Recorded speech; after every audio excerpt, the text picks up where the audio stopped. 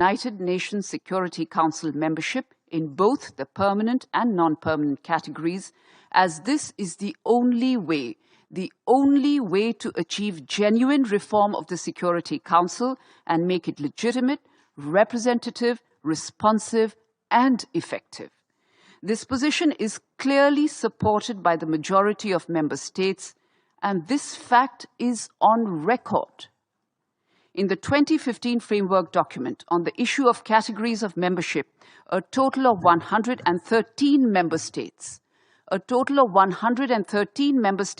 of 122 who submitted their positions in the framework document supported expansion in both of the existing categories specified in the Charter. This means that more than 90%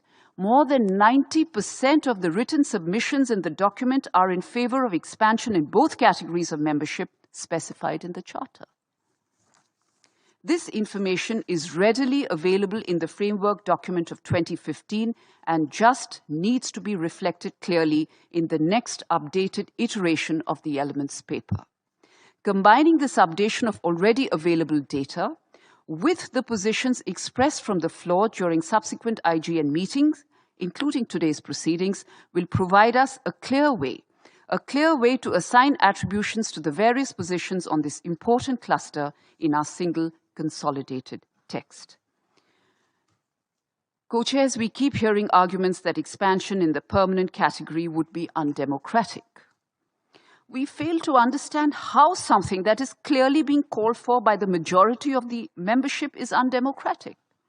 We cannot and must not continue to be hostage to the minority in the intergovernmental negotiations.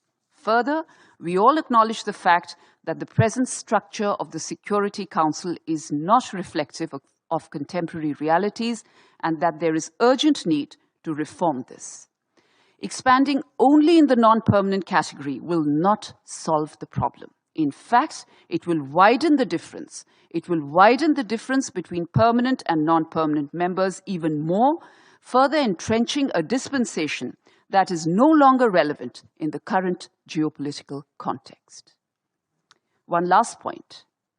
I emphasize again, co-chairs, that at this stage, we are not discussing which specific member states would occupy the new permanent seats in an expanded and reformed council. We are simply discussing a possible framework for the creation of new permanent seats. The subsequent election of these new permanent members would obviously be by a vote of 2/3 of the membership of the General Assembly through a secret ballot, per the rules of procedure of the General Assembly and in keeping with the Charter of the United Nations. Thank you.